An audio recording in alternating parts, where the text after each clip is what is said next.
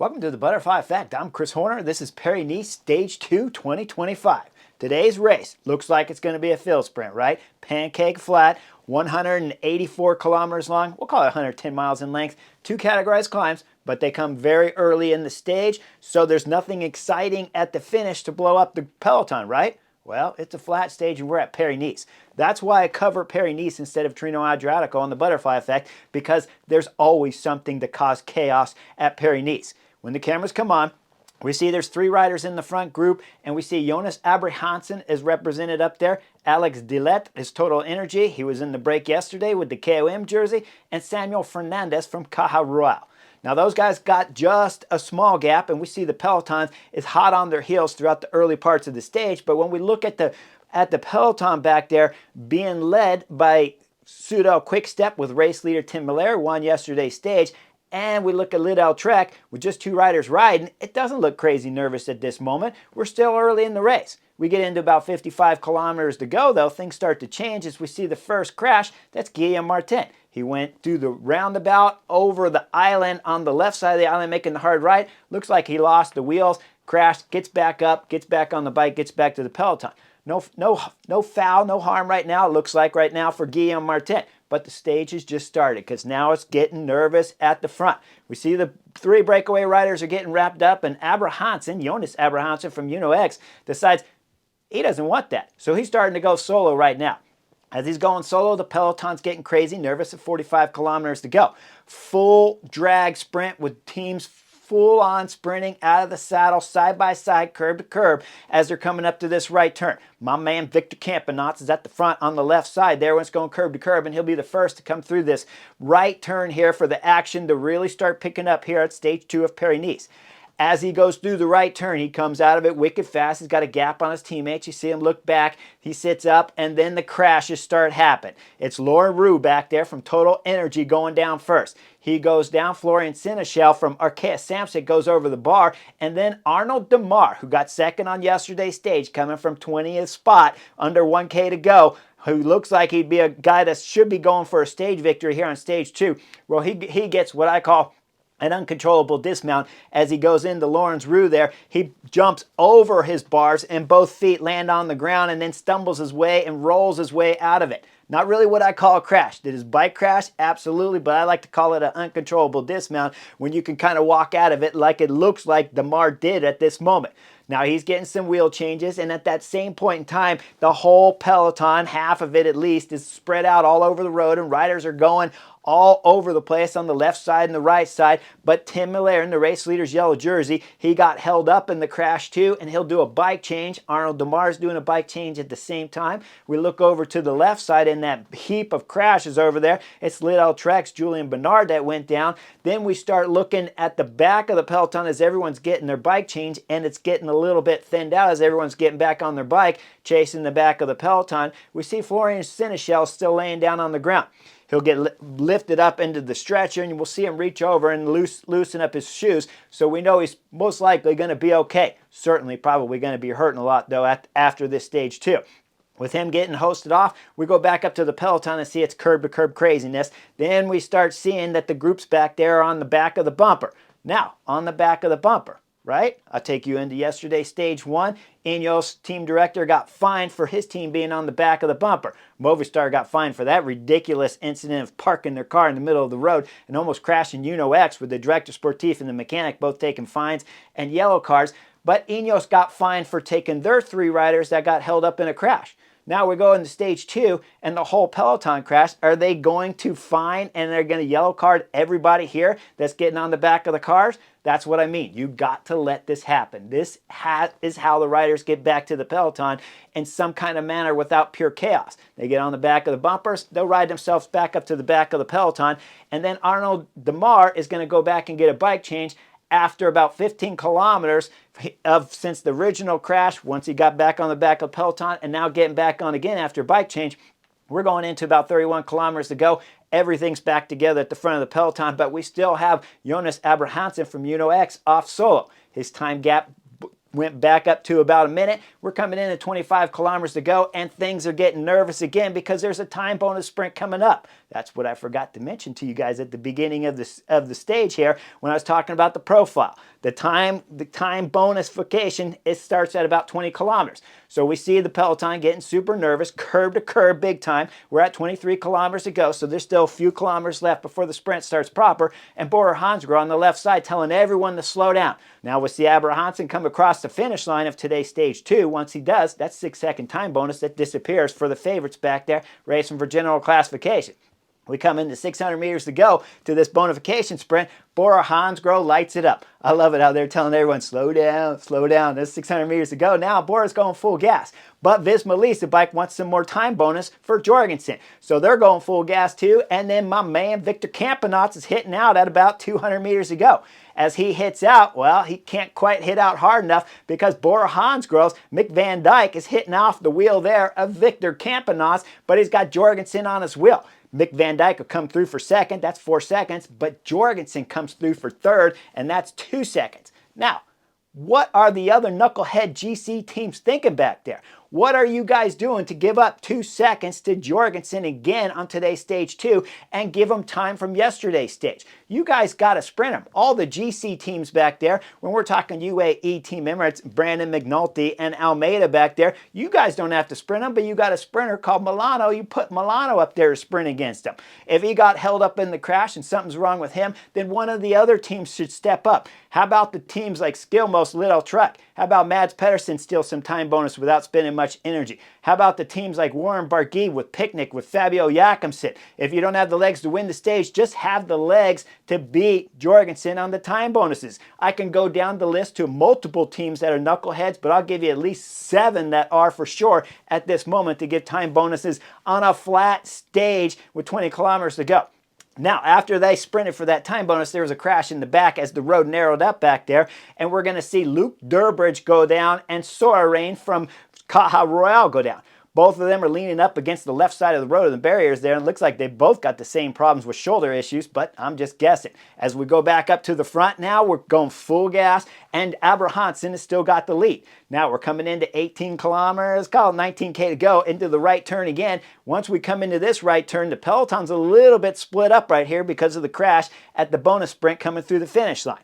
Now, as they go through this right turn, though, there's a crash in the back, and it's Picnic rider back there that's crashing, and UAE Team Emirates riders are avoiding the crash all over the place as they're spreading right side, left side to try to keep their GC guys up in this front group. They do, and the Picnic rider picks his bike up, and now he's got it across the road.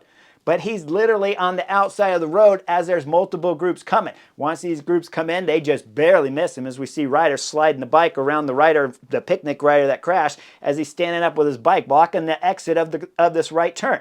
Well, they just luckily miss him with that group. The second group comes through that's off the back, and we see the fan over there telling them to slow down. So they know there's something happening on the outside of this right-hand turn, and they miss him too.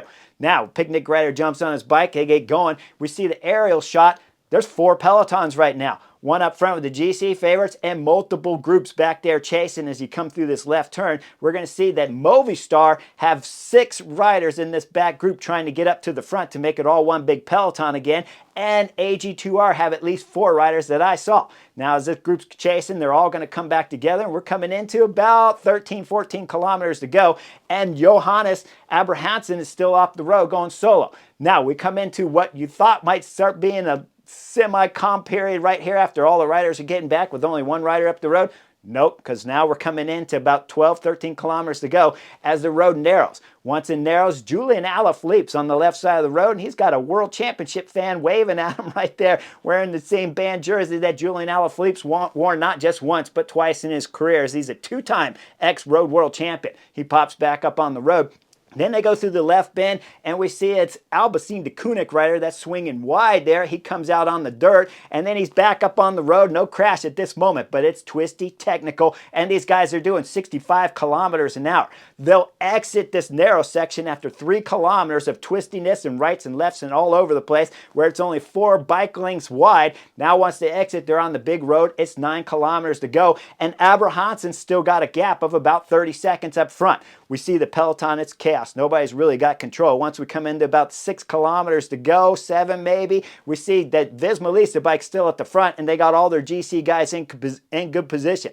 come into 5 kilometers to go thereabouts, and it's a roundabout, double right turn roundabout. As they come into this, we're coming into 5 kilometers to go, and now we see that Jonas Abrahamsen is getting close to being wrapped up. Now, with just under that, we see Soudal Quickstep is going full gas on the front, trying to bring back the solo rider up there. As they bring him in with 2.6 kilometers to go, you think it would start getting calm, but it's not. It's still chaos. And again, they're doing 65 kilometers right now on the flat roads, and nobody has control. It's going wide across the curb. Come into 1 kilometer to go, nobody still got control, but Soudal Quickstep's Bert van Leeuwenberg and Tim Miller, who won yesterday's stage, are still up front, along with Lidl Trek. With Lidl Trek up there and chaos happening all over, we're coming under the Flamme Rouge. It doesn't take too long before we see Astana. Once we come into the fencing with about 850 meters to go, Astana's got 2 riders at the front pulling full gas. And then we look at Bert van Leeuwenberg and Tim Miller there. Bert van Leeuwenberg's going to leave Tim Miller's wheel as he starts to accelerate up to the front. As he's accelerating up to the front, we start looking at some of the positions of the riders here. Visma Lease bike have Jean-Nier up there that's in the right position. Lidl Trek have Alex Kirsch and Mads Pedersen up there. To the left side, we got Arkea Samsic. Arkea Samsic's not 1 but 2 riders there, and the second rider's wearing the green jersey. That's Arnold de Mar, who did that uncontrollable dismount with about 45 kilometers to go.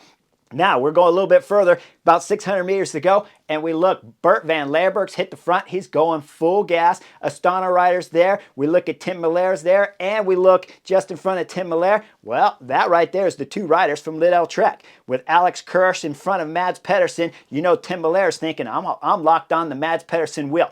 If I back it up to that 800 meters when Bert van Leeuwenberg started accelerating to the front, and Tim Miller made the decision to let his lead-out guy go, that was fantastic. No lead-out guy can pull from 800 meters, hit out at 6, and get you fast enough into the finish of today's stage. So he opted, Tim Miller that is, to follow the wheel of Mads Pedersen. Now, once that's happening and Bert van Leeuwenberg hit out really hard, let's go over and look at the Arkea Samsic on the left side, because the lead-out guy for de Mar there knows he's in trouble, so he looks back, and de Mar hits out and comes around his lead-out guy from the left side of the road all the way over to the right and slots just behind Axel Zingle. Now, as he slots behind Axel Zingle up front, now we see Alex Kirsch is starting to hit out at, well, I'll call it 500 meters. He hits out full gas, guys. It looks like the perfect lead-out time. Mads Pedersen should be locked on his wheel. When the camera moves to the front, Mads Pedersen isn't on Alex Kirsch's wheel. Alex Kirsch is pulling off to the left side, looking over to the right, wondering what's happening.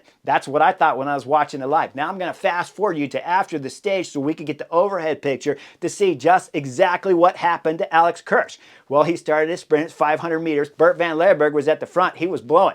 Alex Kirsch, his head's down. He's going full gas. When he lifts his head up just in time, he's overlapping the wheel there, Bert van Leeuwenberg. So Mads Pedersen knows he has to go hard right, and he goes back over to the Stana train over on the right side as Alex Kirsch is left in nowhere land because he's lost speed, and he's left on the left side of the road with Bert van Leeuwenberg looking over to the right. Now we're back live again as we see Axel Zingle there is wondering what he's going to do. Well, we're coming into about 300 meters to go, and Axel Zingle decides he's going to hit out because it's a little bit of a bump and a little bit of a drag up from 300 meters to 150 and then up from 150. So Axel Zingle hits out hard as there was a little bit of pause from the speed loss from Alex Kirsch going to the left. Now, as Axel Zingle hits out hard, he goes all the way to the left. Mads Pedersen decides he's going to stay on the right. So Zingle takes over there, Jean-Nier over to the left side. And then once it looks like that Axel Zingle is really going full gas, Mads Pedersen decides he's got to switch over at about 375 meters to go.